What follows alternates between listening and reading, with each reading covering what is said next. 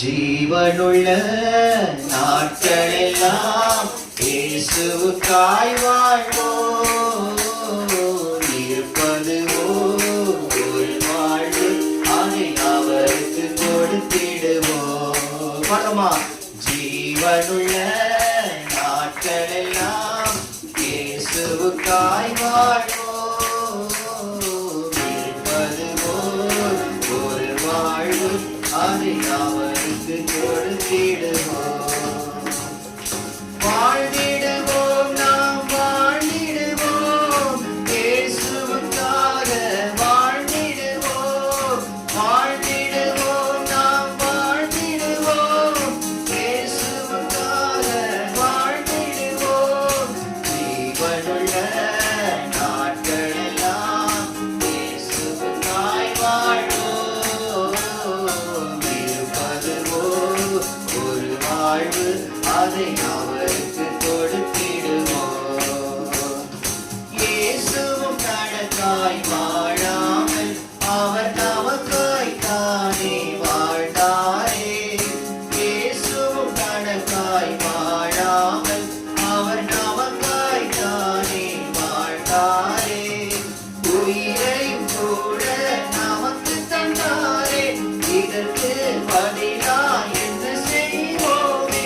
நாமும் வாழ்ந்திடுவோம் இயேசுவுக்காய். ஜீவனுள்ள நாட்களெல்லாம் இயேசுவுக்காய் வாழ்வோம். இருப்பது ஒரு வாழ்வு, அதை அவருக்கு கொடுத்திடுவோம். ஊழியம் செய்வது பாக்கியமே, அதின் பலனோ இன்று நாம் அறியோமே.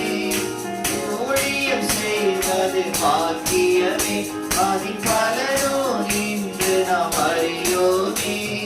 கர்த்தர் ஒரு நாள் வந்திடுவாரே, அன்று இதன் பலன் கொண்டு வருவாரே.